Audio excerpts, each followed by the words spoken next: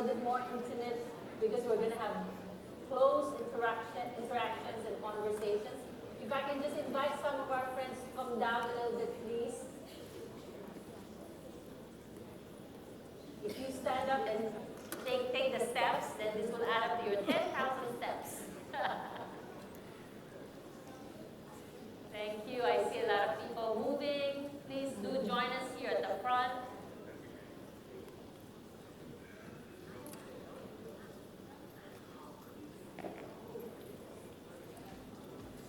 Welcome back, everyone. I hope you had a refreshing break. Did you have a good break? I did. I had a cup of tea. Really needed it. Yeah, and I had a quick tea as well, but I went around and I chatted to a few people. I met a gentleman, a designer from India, from Hyderabad. I think Raj is here. He said, I hope you can bring this back in India as well. I have a friend from the Association of Small and Medium Enterprise, Takwai, is here. I also spoke to him and he said, this is really interesting. He even asked me, where can I get the book? Well, here's the book. Talk about that now. You can get the book right where you have the photo area, the photo booth area, so you can get that. I also got a question from one of the people I talked to during the break. Is there a DNDA office in Singapore? He asked. They said that if we want to work with DNDA, where do we go?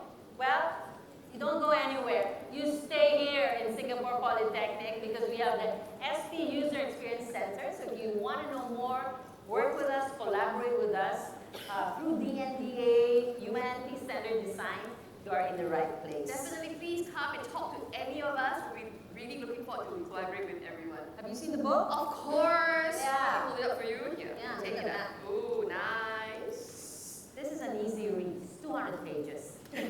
222, is it? Yeah. But seriously, this is really something that you should all pick up and go through it, look through it, because it's really, really interesting. Now, we're going to move on to our next morning plenary session. Look, you all had your break. I'm sure you have a little bit something in your tummy. You're not hungry anymore. So you're going to pay attention. You're going to engage. But the guy who's going to lead us in this plenary discussion is not yet quite full. He is still hungry. What is he hungry for? Hungry for curiosity. He has a pin that says, hungry for curiosity, yes! How cute is that, right? Yeah. Yes. The Education Summit, right? Picked it up last week. Mario, where did you get that? Where did you get that, Mario? This is a keepsake from last week's Design Education Summit. By Yes. Johnson. Can we give a warm applause to the Design Education Summit? Apparently it was a big hit. Yes, I concur. And did you say that that was one of your top 5 summits? I did. Never attended in the last 30 years. I did, and it's not just talk, I put that on record. Oh, you did? Yeah. Ah, wow. It's not AI, right? Not AI generated. No.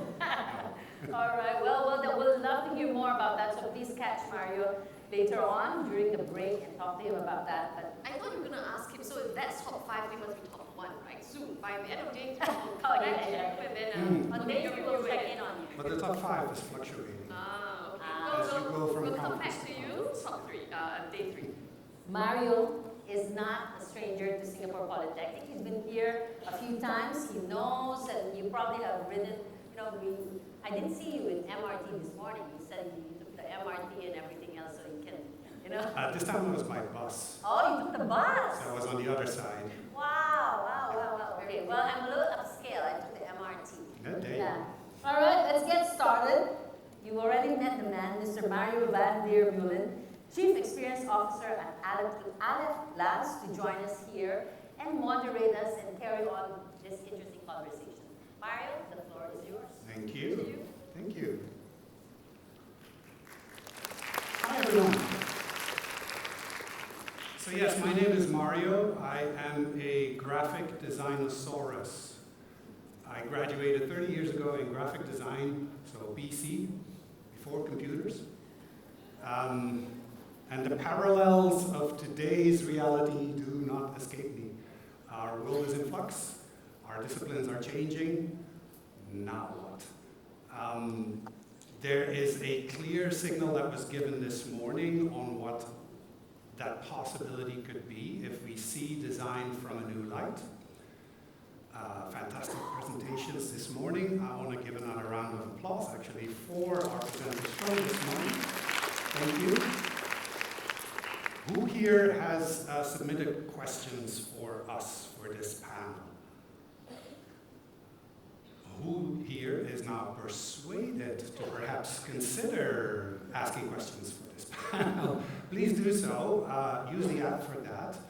We are ready to respond and reflect on your thinking. And I'm not doing this all by myself. I have 3 wonderful panel members with me. To get us started, I will ask each of you to quickly introduce yourself. I understand you have slides as well. So we'll do that, and then we get to business. How about that? Round of applause for my panel members, please. Thank you, Mario. Good morning, everyone. I'm Nora Hidayah. I'm Dean of the Faculty of Design at LaSalle College of the Arts, University of the Arts, Singapore. So if you're interested to know more about LaSalle UAS, there's a learning journey tomorrow, shamelessly pitching here. So I wanted to maybe share a couple of my own notes and a collective ethos for the Faculty of Design at LaSalle. So in line with today's theme and looking at humanity-centered design, we hope and we continue to look at how we position design as an agent for change, and also looking at how we use design as a language to imagine future possibilities, good possibilities. So I wanted to share a little bit about some of the projects that we've been doing, and I call some of the work that we do considering and establishing and nurturing future citizen designers. So we ask ourselves 2 very big questions, and I'm sure these are similar questions you ask yourself on an everyday basis. What is the role of design, and what is the role of designers, right? And for us, these serve as a catalyst and compass for learning and teaching, research, and also for creative leadership.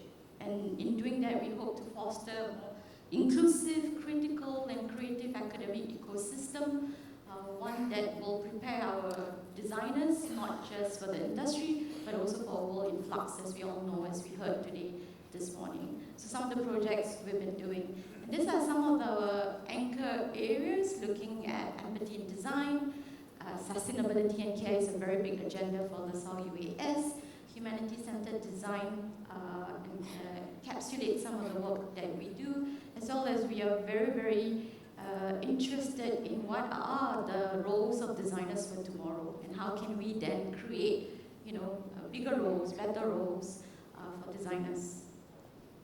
So I came up with some manifesto just to anchor some of the work that we do, but also becoming some of the different catalysts for the projects that we do. And these are the 10 areas that we look at, and to perhaps evidence or expand on some of these themes, some of the projects I'll share now. This is a master's design research project that looks at polyspecies environment. So we have a student that looks at how we can create more than human-centered design, right? I think as he was doing this project in the year 2019, 2020, there were a lot of samba deers that were killed in Mandai, and so how do you then build a more dynamic ecosystem for a polyspecies environment, one not just catered for human, but more than human-centered design. Looking at future of craft, heritage and luxury, a simple project looking at recycled leather, but using concepts of everyday Singapore. So everyone's familiar with, how we tapao our food here, right? And often, we associate that. And when you buy your chicken rice, it's in the brown paper and then the rubber band, and how that translates into an object of desire. Looking at creative sustainability, and in this regard, we did a project with Indigo, and push our students, fashion students, to not just consider looking at the textile innovation, but where the dyes come from, the whole understanding of the fashion ecosystem, right, from nothing to something, and then to have more appreciation of nature as well. A project on food and food as a mediator of cultures and bringing people together. As we all know, that's very important here in Singapore. Food brings everyone to the table. We share different conversations through food, using food as a tool, and that becomes a very interesting project. This is another master's research project that looks at surfing and looking at developing community-based project for surf culture in Peninsula Malaysia and Singapore. And it wasn't just a surf project, it translated looking at data, algorithm, machine learning, looking at our body functions, balance system, and it was really, really interesting that that prototype then looks at how we could consider mobility, and also I think our student Dia also did a small scale prototype looking at how we can help children who are flat feet, who have flat feet as a condition. Food again, but this time a project conceptualized on rubbish theory by Michael Thompson, looking at cooking rubbish, bringing positive and the negative together, and how we can curb the whole issue of food waste. Again, from food waste, ecological waste, looking at textiles as well and textile innovation, and also considering everything from material to threads to how you make something beautiful, but what's the language there that we hope to bring across to a simple garment, right? Projects by our Design for Social Future student, working with the Office of Sustainability at the National University Hospital, Singapore, and we are very, very honored and privileged that we were given a seat together and understand the whole surgery, but also having those conversations with our doctors and nurses. Looking at speculative coastal futures, looking at how we can work together with scientists, marine biologists, looking at how designers can play a very significant role to climate citizen action. And then from there, we move on to having more conversations with our elderlies, not just conversations that we have at the boardroom, but also conversations we have at the void deck, the kopitiams, our cafes and all that, and how we can also looking at design for care, right? This is a project, the last slide from myself, looking at a project that looks at humanitarian aid.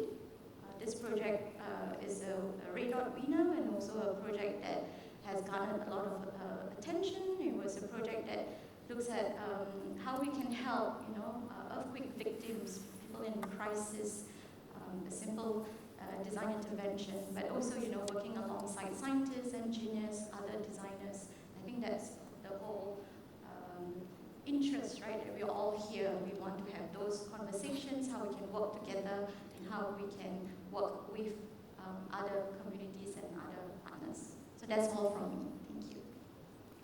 Thank you. Alvin. Yes, so good morning everyone. Thank you for the presentation. It was really impressive to see how design can be embedded across so many industries. Good morning everyone. So my name is Alvin. I run the Enterprise AI team in UOB. I must say I'm very privileged to be here. Actually, this SP holds special significance for me because my daughter is a student in SP. I don't think she's in the crowd because she told me she has class, but she's in media and design, so very happy to be here. So as part of my job, essentially we do AI delivery. So I work with my business stakeholders. We bring AI solutions to our businesses. I take care of the AI platforms in the bank. I'm quite involved in line one sort of governance as well, making sure that we deploy our AI responsibly. And I'm also quite involved in the talent development, so working and making sure we upskill our people. And part of that is actually this design thinking sort of journey that we bring our people on. So in terms of reflections, again, no slides from me today, but in terms of reflections, I think this topic is very important and it's very timely and relevant because I'm deep in the space of AI and I can see how fast this technology is moving. I'm sure you guys would have seen out in the press a lot of concerns, and these are, I think, genuine concerns about jobs being lost or people getting displaced. So all the more, I think it's important to have this conversation. How do we anchor right? Humans in the center of everything that we do, right? So I'm really looking forward to this conversation. So thank you.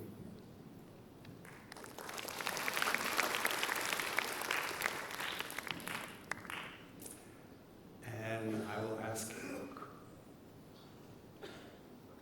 Oh, okay. There, clickers already. Queenie.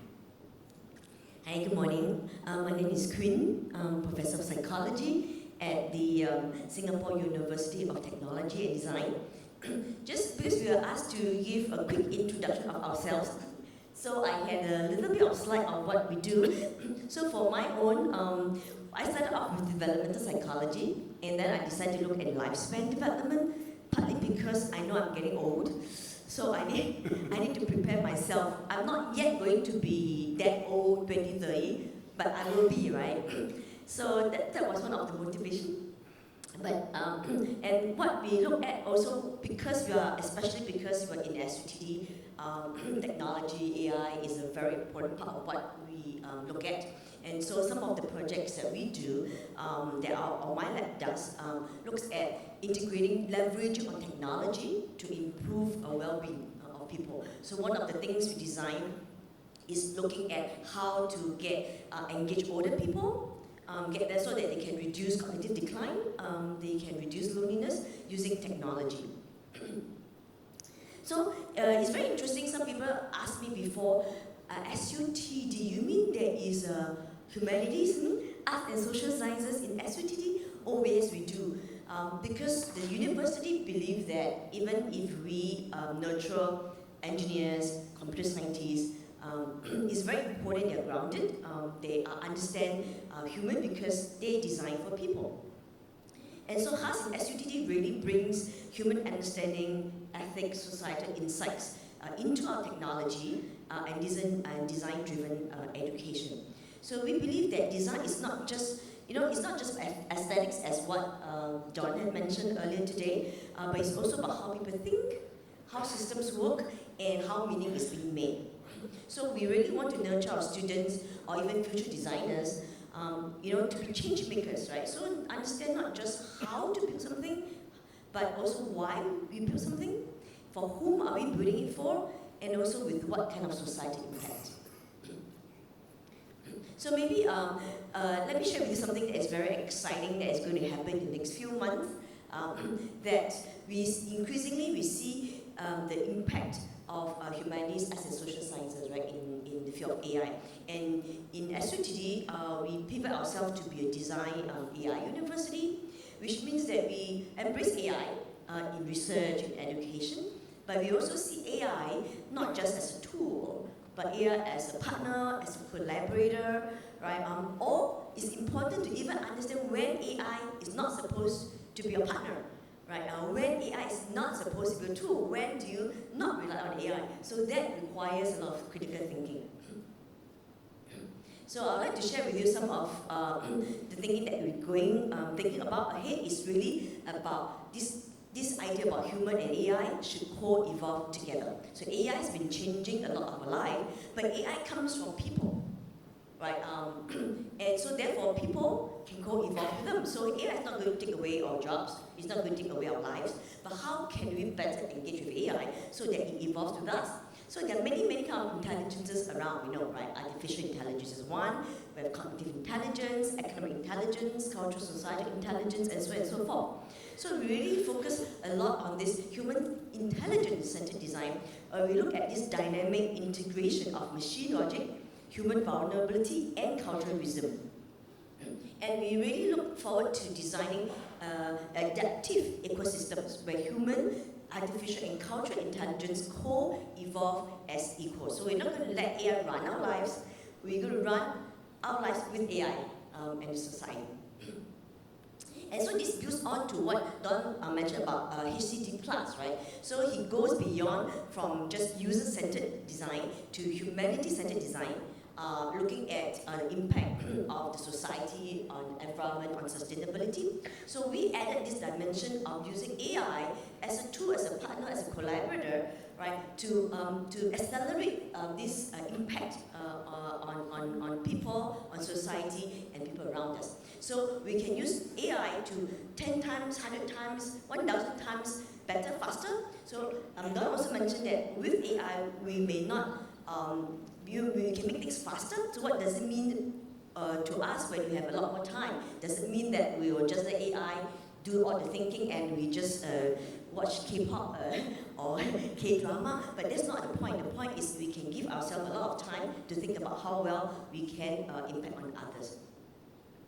So I'd like to share just a little bit of a pitch where the SUTD have this degree called the Design AI, but we're going to launch a new version, we call it Design AI 2.0, that really prepares our students for AI enhanced world. So to all our fellow Singapore Poly students, yes, please pay attention to SUTD. So because that's what we are coming for. We really want to champion a degree, right, that requires deep explorations into humanistic, societal, and cultural perspectives. And we need to integrate design, AI, and technology to engage people, societal, and global change. So this really puts forefront the ability to empathize, be creative, and also including systems thinking, because we really need to interact with different systems, and then to shape the next generation. So in conclusion, from SUTD, we really committed to pioneering education models that integrate these very important features, and we wanted to nurture students we call trilingual graduates. So trilingual graduates, what does it mean? So you are expert in your own domain, okay, maybe design, for example, but you also be AI fluent. There's the third language, so you need to know how to talk AI. And the third is society, right? So you need to understand the needs of the people around us, the impact on the environment and the society. So this holistic learning approach really fosters innovation, ethical leadership, and global engagement among our students. So that's my quick pitch. Thank you. There you go. All right. So I feel we've heard from institutions, and I'd like to shift that a little bit. I want to hear from the three people that are on the stage with me. Don Norman this morning positioned that shift of human-centered design to humanity-centered design, or HCD+. So in your own words and in 3-4 sentences, I'll ask this one for each of you. What is the practice that you have learned earlier that you could integrate in how you perform your jobs? What is the humanity-centered practice that is inspired today for yourself? Noor? For me, especially in the work that I do, and also the work that we in the faculty working on, I think more and more we are looking at the more systems thinking and systems-based approach. And I think Don mentioned this morning as well about we're not just also looking at the problems, but what are the root causes. So even in some of the articulation or the responses from our students in terms of the projects is really for them to really dig deeper, not just surface level, to find out what are the root causes, and then to consider that as part of either their design strategy or looking at it and responding through design outcomes. Okay. Alvin, your reaction? Yeah, so I guess for UOB, the vision that we have, at least with respect to AI, two folds, right? One is obviously to deliver value using AI for the bank, it's for our customers, for our colleagues, for our communities. But the second part is quite important as well, is actually to build this, we call it the AI-ready innovation culture, right? So it's for shifting mindsets. And one of the things I think we have been trying to do is to embed a kind of mindset of experimentation, of pushing the innovation boundary. And what I sort of tell people is, we are not in a finite game, right? We're actually in an infinite game. And what that means is, the rules are constantly evolving, especially with technology. The frontier is moving very quick now. the agents are dynamic, and the outcomes are quite stochastic, right? So in this game, then what we need to do is to stay relevant. It's not about winning the game, it's about staying relevant so that you continue to actually have a place in the game. So that's what we try to bring the staff on this journey, and so they continue to stay relevant. And we provide them the tools and of course the platforms to make sure they're on this journey with us. So I think that's the one that I think we're shifting. We're trying to drive innovation to the edges so everybody stays relevant and be on this journey with us. Thank you. So look at two perspectives. One is research and one is education. So research, what I do really looking at how, for example, I'm trying to understand what's the impact of technology on people. Is it going to impact on the social connection with between people? Is it going to impact on the cognitive functioning? So this is very important. And also, what is going to impact on the society? For example, look at AI. How does people perception of AI actually affects their social interaction between people? Does it encourage community participation, for example? So that's from the research perspective. And from the education perspective, for teaching students, for example, in our class, we're trying to get students to think clearly about what's some of the ethical issues, right? The surrounding, for example, AI and design. What will be the impact on customs, on culture, on even laws? And so therefore, and now we're also rethinking about the curriculum. How do we better able to integrate these kind of perspectives, humanity-centered perspectives, into the STEM education as well. So therefore, as I mentioned earlier on in the new DI 2.0, we are going to introduce tracks that that integrates like econs, business, and AI, because we need to understand the impact of AI on the economic systems and the societal systems. We need to understand philosophy, psychology, and how human and AI interact. So these are some of the areas that we're looking at, this humanity-centered design. Nice. I wanted to go a little bit deeper. This morning, in my walk over here, I met with a gentleman, and as it goes in our industry, we talked about the same thing, AI. AI, what's it doing to us? And where we were bringing the discussion was that we're not sure what that next generation of designers is going to be facing. Because the model of I learn my job by doing my job is disappearing. And I wanted to have your reaction on that statement. Learning by doing is no longer how we become designers. Now what? Alvin? We're looking at each other now. So I do agree, and maybe this is a more personal view. I think our education system is very content heavy still. So I think we require students to really, rote learning, so we learn a lot by memorizing all this content. But I think the future is going to be radically different. And of course, with ChatGPT and all the Gen AI sort of tools out there, content is sort of the given. So the challenge is to teach our students to ask the right questions, right? So I think it's something that we need to think about as our education evolves, right? I think Noah mentioned about systemic thinking, that I agree. I think we need to think more systemically about issues, right? So we need to challenge our students to go beyond just the surface issues, ask deeply about what the root causes are, ask about, for example, what are the second order, the third order impacts, right? So how do we shape our curriculum to tease up and to sort of train that kind of critical thinking and second or third order sort of thinking, right? So that's important. I think the higher cognitive skills, we talk about being human, right? The ability to learn, but also to, to be compassionate, collaborative, to be curious about things. So those are things I think we should, I don't know how we do it, but essentially the education system needs to evolve, I think, so that our students have a chance to sort of thrive in the AI-enabled future.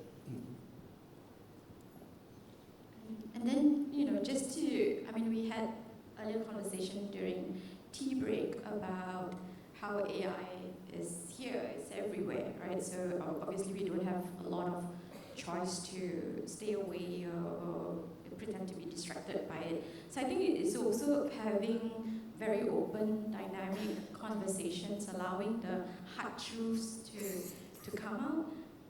And I think nothing like for the students to be exposed and to experience some of these things early on. And I think a forum like this is super important because we're also strengthening that ecosystem between education, industry, and community, so that the students themselves are not just thinking of design as being quite isolated, but design as part of, that having that, I suppose, the early intervention, or allowing themselves to be immersed already, even though they are in school. So I think that connection with industry and community is super important. And just to add, we know that when there's new technology, we lose skills, but we gain new skills. So, which means that we do things very differently than before. So maybe before that, we might make tools to hunt, right? But then now we don't need hunting skills anymore, unless your job is a hunter, right? But we elevate it and we make use of tools to help us do the things that we want to do.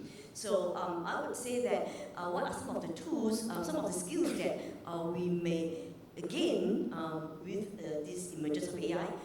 Your creativity, right? You can live creativity, imagination. Well, they can hallucinate, I know, but that is not the same as creativity. You gain a lot more skills in now thinking about how can you be creative, how can you think more than what we have.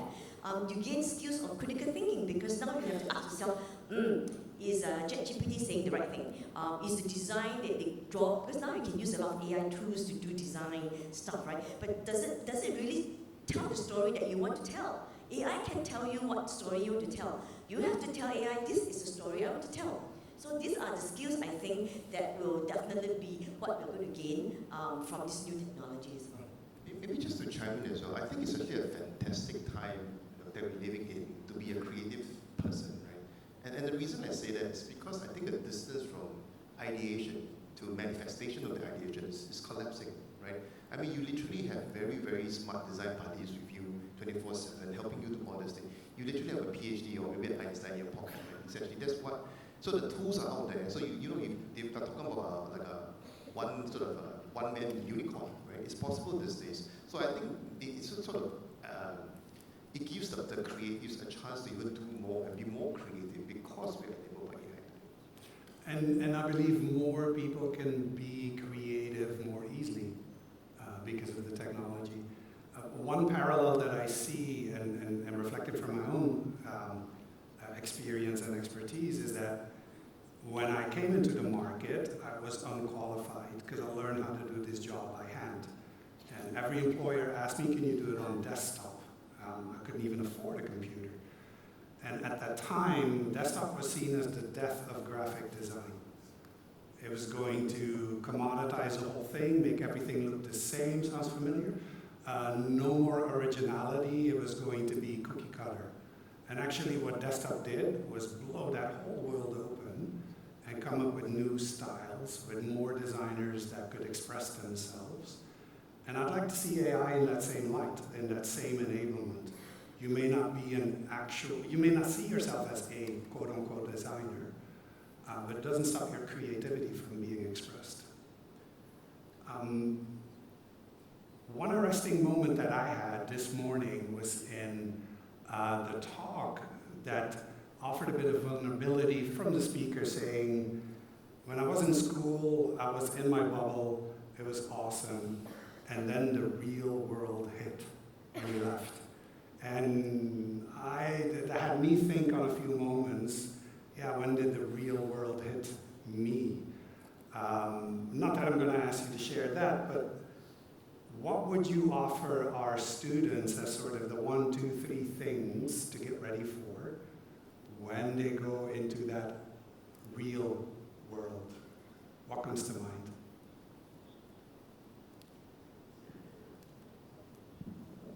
Go ahead. Start again. Real world, real world. Real world. So many of the students there, I think, will be stepping into the real world pretty soon, right? So it's sort of good to get prepared. So my first advice, I think, start with the curiosity and the humility.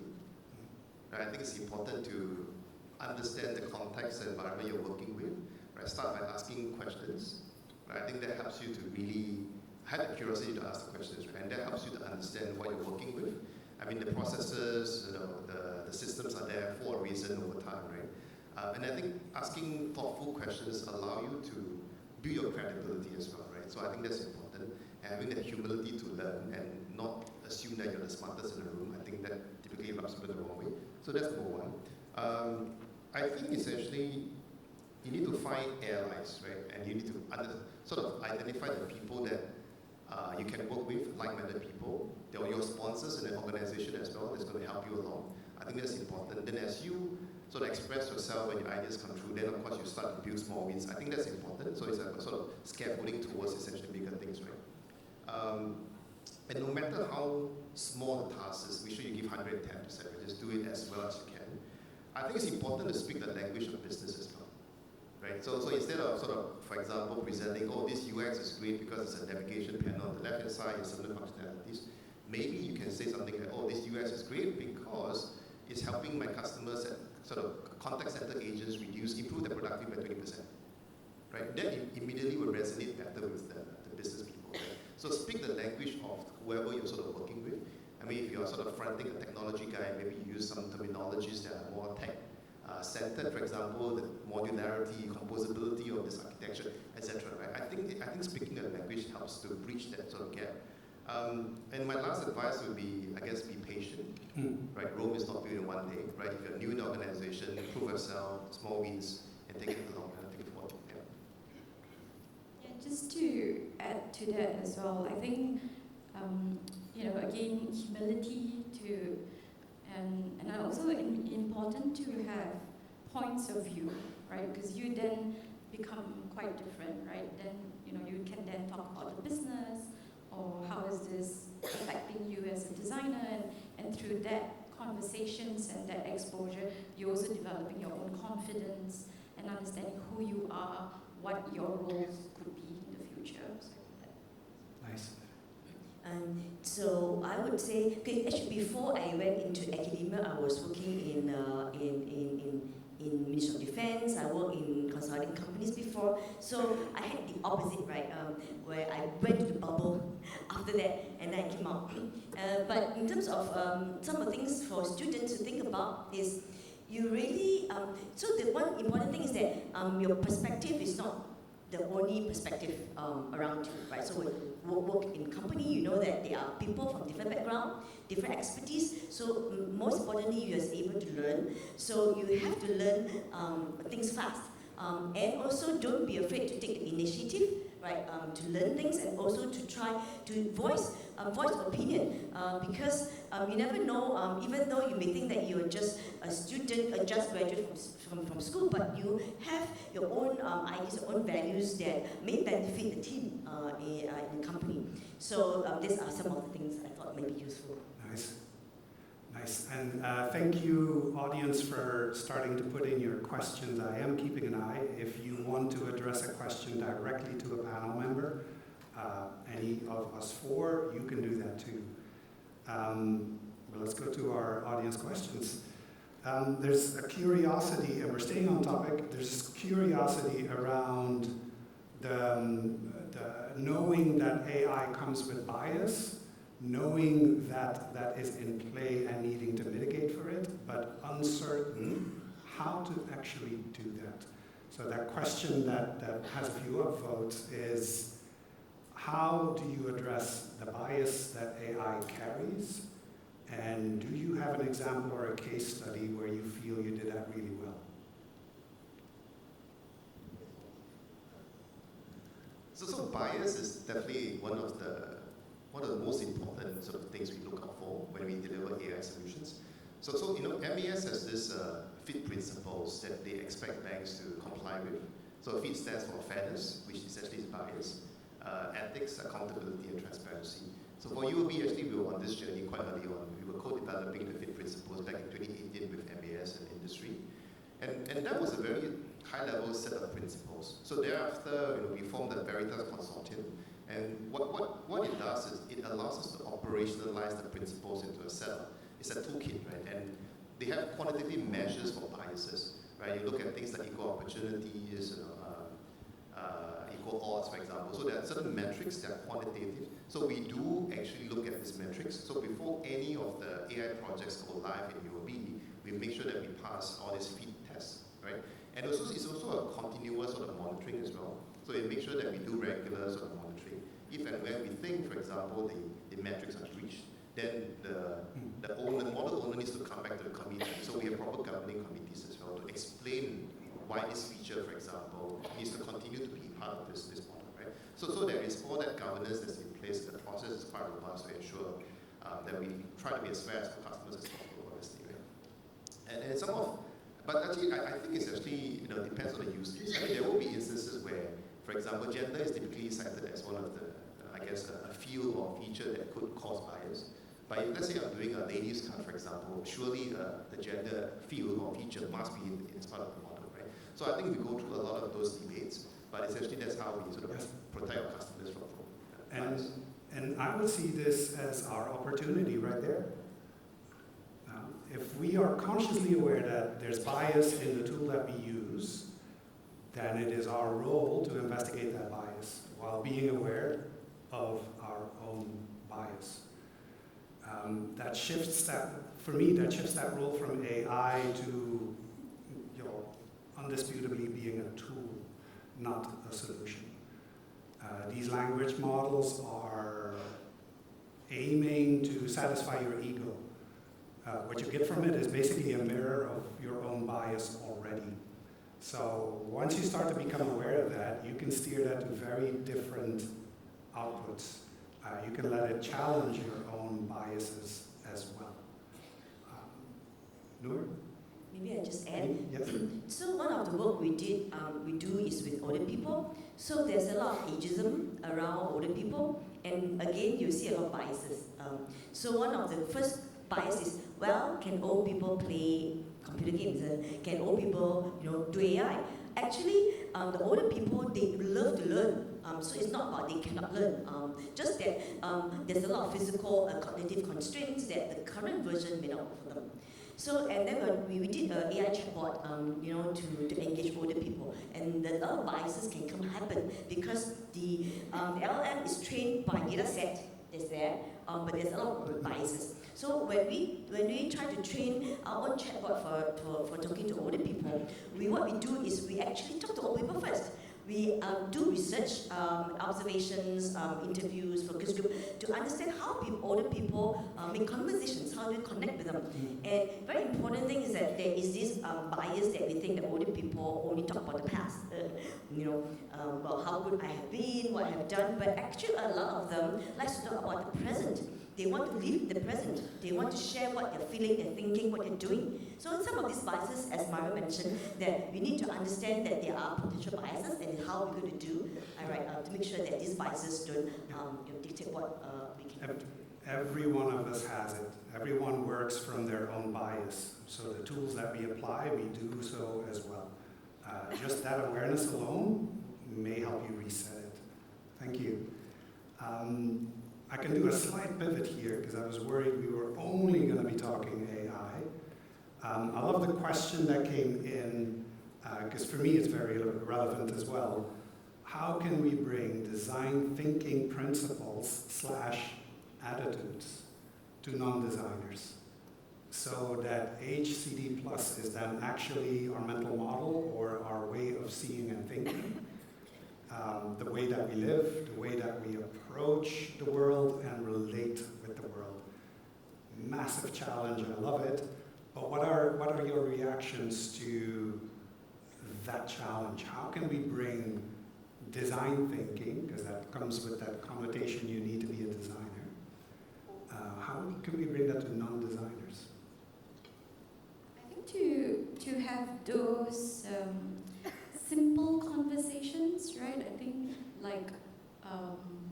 it has to be, we have to foster a kind of practice where everyone is allowed to work on something together, to co-create, to facilitate together, and also work with the different organizations or communities, and that has to be done, I think, more openly.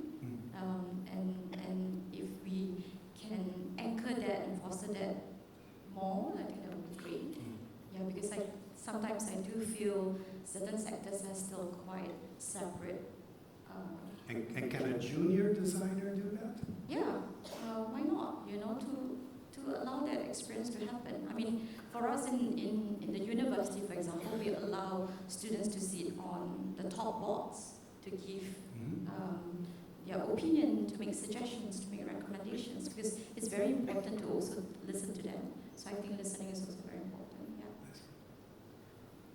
So I think for you, what we have tried to do, I guess, to embed human-centered design thinking is almost as a first principle, right? So it informs how we make decisions, and we've tried to institutionalize it, increasingly, as in our processes, and also as part of our operating cadence. So I think to your point, I think whenever we want to tackle a problem, it's really about bringing the people together and co-create. So it doesn't matter how junior you are, how senior you are, right? So you're in that room, you're actually co-creating. I think that's important.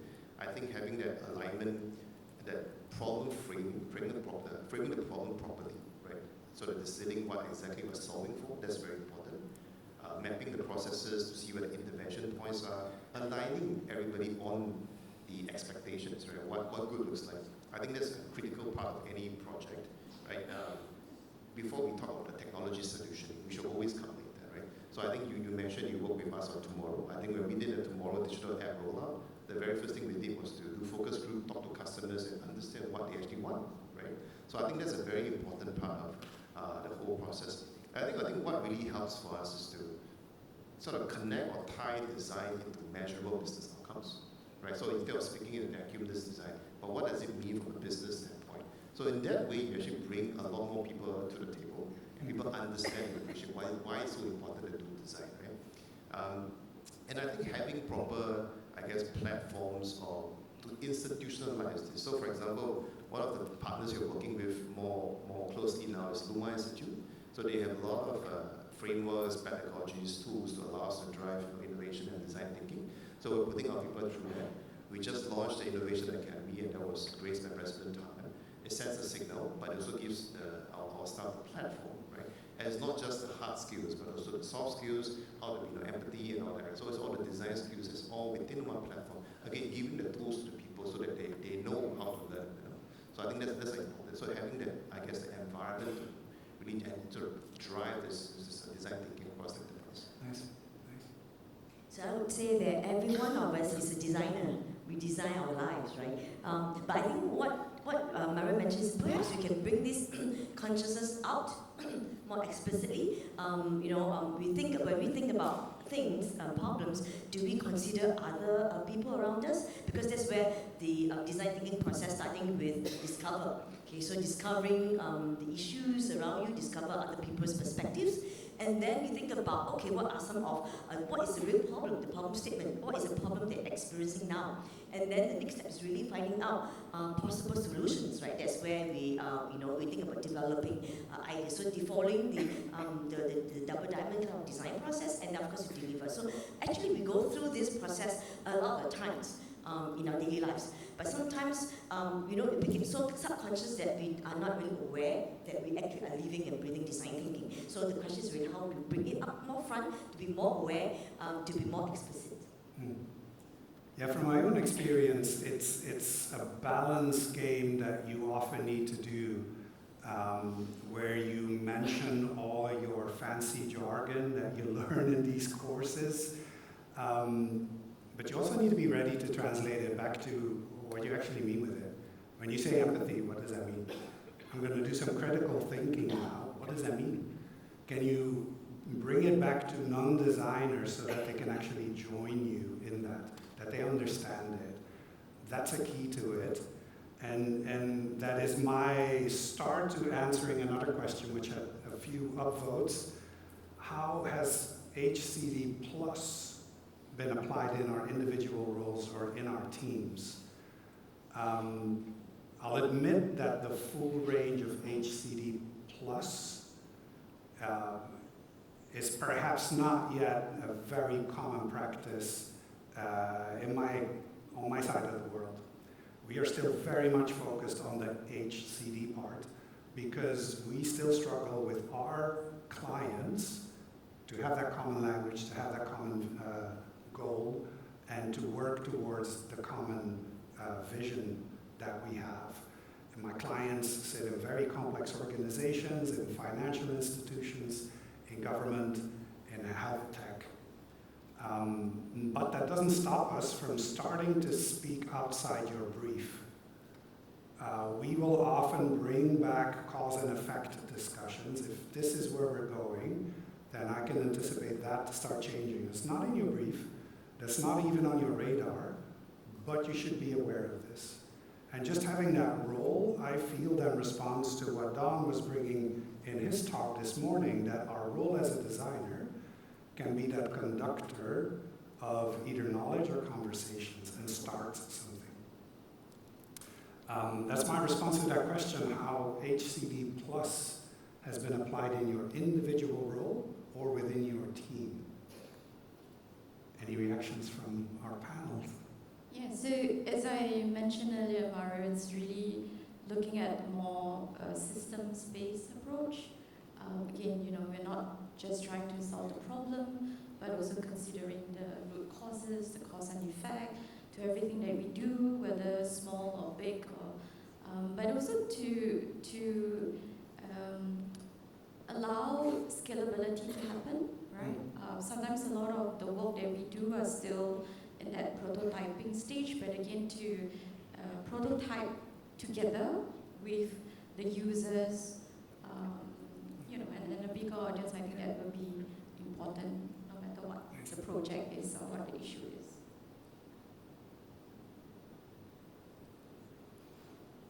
No, I can jump to a bit of a provocation, and thank you for the courage of posting that. I know it sits behind anonymity, but still, we have some pushback. I don't really agree, and I'm reading this verbatim, I don't really agree with the idea that we can cope with job losses due to AI uptake by learning new skills. Companies are already aggressively replacing their junior staff with AI platforms, and we can never keep up with this speed. That's a declaration, that's a statement, that's not a question, but that does warrant our thinking or our reaction to it. What comes to mind when you heard that? Maybe I'll take a step at it. I think it's a very common sort of assertion or claim. But if you look back in history, whenever there's a technological shift, I think there will bound to be jobs being displaced, but there will always be new jobs being created. So on a net basis, I think history has sort of shown us that I think it's a net job gain, right? I think the challenge for us as a society is obviously the economic pie will likely increase because of this new fourth sort of platform revolution, Gen AI, and all. But there are two questions here. So one is that distribution of the pie. How do we ensure that the benefits of this new economic increase doesn't all go to the hyperscalers or people with the capital and the technology, right? How do we make sure everybody shares a bit of that pie? And the second one, I think, is what the question is alluding to, is actually the speed of change of that pie, right? The distribution. How do we enable people to cope? And I think the question was, what kind of new skills do we need our people to have to stay relevant in that new game, right? So I think that essentially is a very valid question. I don't think we, as a society, we have all the answers, but that's why this is an important conversation to tease out exactly. And my fellow panelists are educators. So how do we then enable our students to acquire the necessary skills to thrive in a new workplace? And I think that also involves working with, in industry, for example, and making sure, they're actually relevant in a sense, because we have the demand signals in a sense. And if it's of any consolation, this fear or this concern doesn't sit with junior designers only. It's top to bottom. I have the same concern. Is AI ready to replace me? Well, arguably. But what's the answer for it? We don't know. We are in this wave. We are in this crest. My advice is that curiosity wins because you'll find angles in what this tool can do for you. If there's anything that I want to stress is that AI is a tool. It's like a paintbrush, it's a pen, it's a notepad. It is not your brain. Your brain is still yours. And that unique thinking that you have with half-formed thoughts is still yours. Put that together with other people's half-formed thoughts, you'll move forward. Going back to our questions, let's see which one gathers my attention here. There's one that started to get upvoted a bit. found it a strange question. Not putting you on the spot, whoever put it there, but again, I'll read it out verbatim and then we'll have a reaction to it. We're still on AI. What do you think about the way companies implement AI all around the world?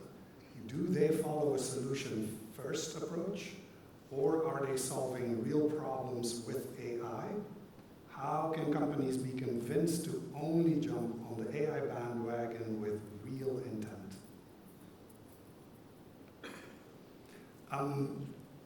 Speaking as a practitioner myself, while I am conscious that our experience of an AI solution someplace feels that it doesn't solve our things or it doesn't feel like it has intent or purpose, it's not my experience that we get design briefs from large companies that do not have intent or purpose. They may not have the sharp intent or purpose in mind that we help them form that, but there's always an intent and a purpose behind it. Now, where that often lands is that it is a miss, not a hit. Again, our role is to bring it to a hit. Our role is to inform then different decisions and have different conversations about that. So it's not my experience that I've put AI in the world that's looking for a problem to solve. I've done, at least in my conscious enough efforts, that my AI solutions know what problem it is they're tackling. This likely feels closer home to you, Alvin. Yeah. It's a tough question. I think it's quite a very thoughtful question. So thank you for the question. And maybe I'll just give my sort of reaction to this. Right? I think the technology that we are getting in Gen AI and Gen AI, those are real technologies that are very useful for many people. Right? And this is a technology that has diffused so quickly and is democratized to anybody that has internet is literally has Gen AI at their fingertips. And you definitely can feel that improves your productivity. Right? But if you talk to the hyperscalers, for example, are they really trying to solve a specific problem, or is it more technologies? I just want to build the best foundation model so that I just roll it out there and people can figure out what to use with it. I actually think it's more the latter, and I think hyperscalers are under tremendous pressure. So the likes of AWS, Microsoft, under tremendous pressure to deliver the next best foundation model, and it's just to sustain the investment in them, right? Because they're promising a lot and they're investing a huge amount of capital. I think the latest I saw was like 400 billion. And it was actually on record. It was a world sort of a record amount of capex going in that hyperscalers are putting in. So they are under a lot of pressure to deliver. So naturally, I think, would they really, for example, listen to everybody and involve everybody before they deliver the product or technology? Maybe, maybe not. Are they going to be making sure that all the responsible AI is all embedded within the product? And given the pressures of time, maybe not, right? So if you look at sort of maybe an application layer, a lot of startups as well. I mentioned essentially that the gap from the distance from ideation to manifestation of ideas is collapsing, right? So a lot of people are just trying whatever sticks, right? So you see a lot of vendors, a lot of startups essentially just trying to solve a problem. But is it truly a problem that deserves to be solved? I would say many of them probably not, right? It's just trying to see whether there's any demand. We just try. Because it's so easy to just try and fail now, right? And I think that you can argue that that's creative destruction at its best. And it may not be the worst for society, but that's how I sort of think of how what is playing out right now. Nice. We have, I believe, time for one more audience question. Sorry, I was doing some management here so that I stay on top of that. There's now three that came in on the same topic. I don't know if this is the panel group that could speak in detail to it, to be honest. But maybe then just the reactions. What about the environmental impact of AI? Isn't it deeply contradictory to talk about environmental sustainability but promote AI when that impact is actually quite significant? There's a couple more, or there's another question that also captures that. Are we aware of the flip side of this technology? Do we talk about that to our students? Do they bring that up to you in classes? How is that topic relevant for you in your world?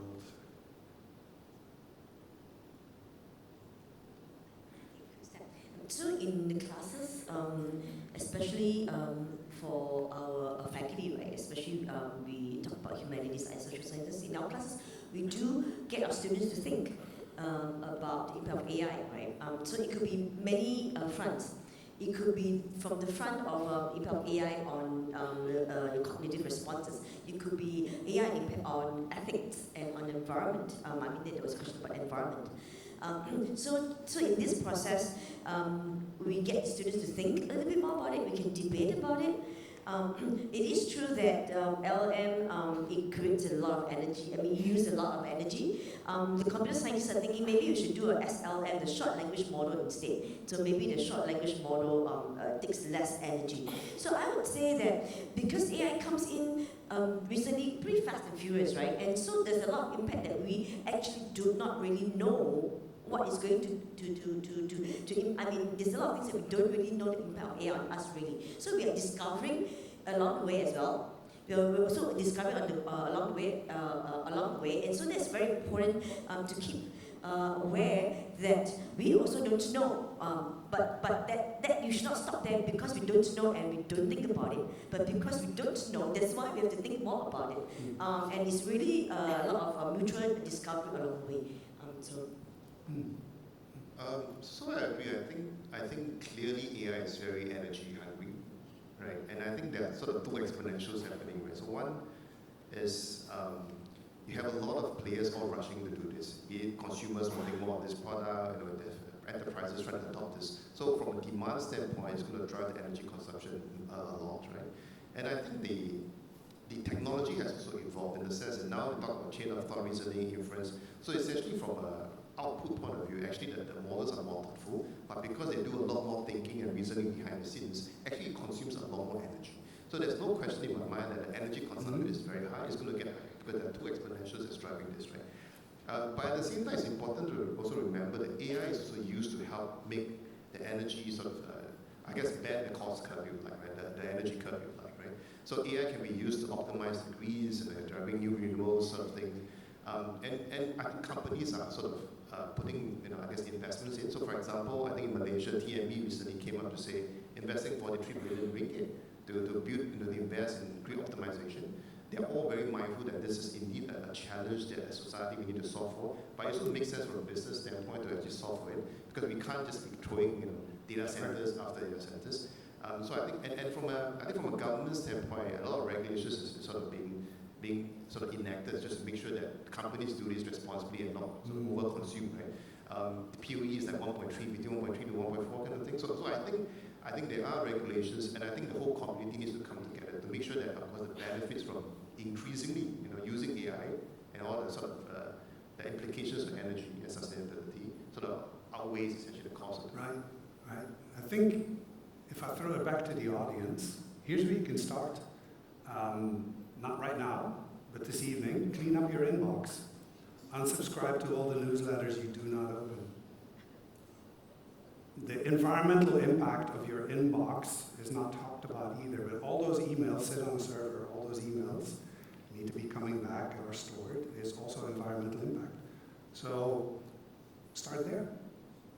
Empty your inbox. We're coming up on the end of our session here. In one word, here's your challenge. In one word, who is the designer that is most needed in the next decade? Who is the ideal designer in 2035? If you can capture it in one word, what would that be? Who would that be? I would say it's you. Be that designer that you think will be the best creative, and you can be the HTD of the world, right? It's up to you to find who that person is. Well played, sir. Well played. Maybe one word tough, but the caring designer, someone who cares passionately about the world that we live in, and also, what sort of world we want to design for the future. Well, I can't find a better word than both. I just say we. So not just you, but we together will make the difference. Yes. And my response to that would be someone who's acutely aware. Awareness is the key to this role, to this job. You're aware of the people sitting in front of you.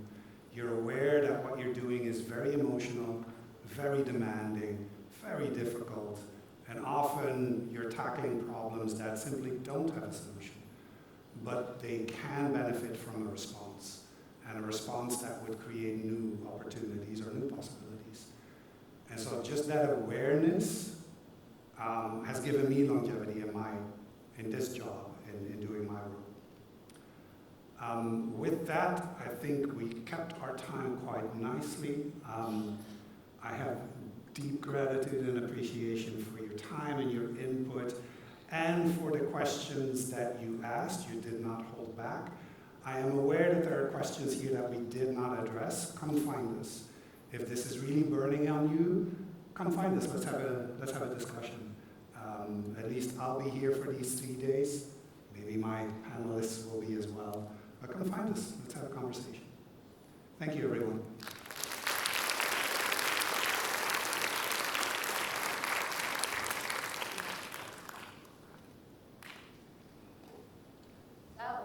You were very busy writing down your notes. I was writing so many notes, I felt like I was coming back to become a student again. Yes, so the Chur's notes, okay, for our foreign guests, Chur is short form for teacher, and that's how they call us, and we will often call them back, yes, Stu, okay, for student. Thank you. And Thank you, thank Mario. you so much. Thank you so very much. much. Thank you. Okay, no, we'll just shake your hand. Okay, but I definitely want to do a recap. Oh, we need a picture. Yes, we need a picture. But Can we request our panelists to come back for the traditional Yes, picture, photo? picture. Ashley is giving me the look, right? Yes. Don't forget the How to get a picture? We're two anxious and trying to share our notes. Please have a picture first. Thank you. Welcome you back on stage. And as they take the picture, I just wanted to share that. Yes. Oh, you want to do that? We'll leave it up to you. Yes. Do the heart shape. Mario, we're Whichever trying works. friend. Yes. This one, sign of collaboration and connections across border. This one within Singapore. Thank you so much.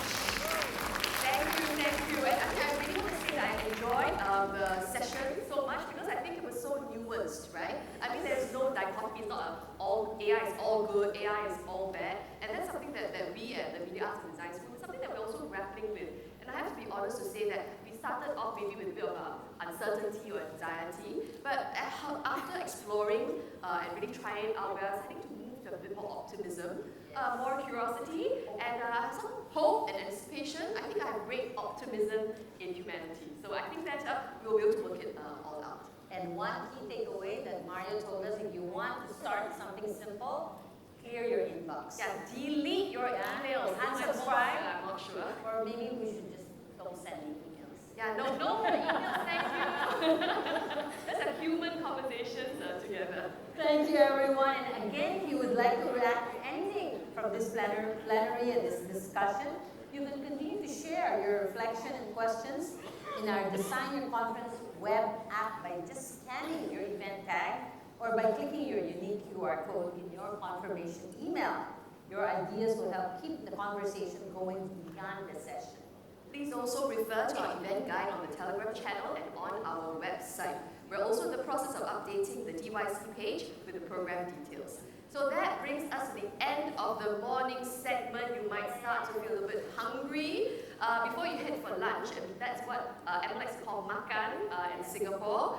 We invite you to also explore some of the booths that are outside and the project showcases that are outside of the hall. They feature some of the ways that SP works with industry, community, a lot of our partners that are present here, and our team will be there if you want to have a chat with us. You can also stop by the conference corner to add your ideas directly or topics you would like to discuss with others on day 3. We'll be here until day 3. All of this links back to DYC Designer Conference, where you can keep contributing throughout the summer. Yes, and lunch is going to be buffet style, available just outside. Remember we said 60% plant-based food. Go try it out. Take your time to explore, connect, and enjoy a good meal. We will see you back here at 1:30 p.m. for the Designer Conference recap session.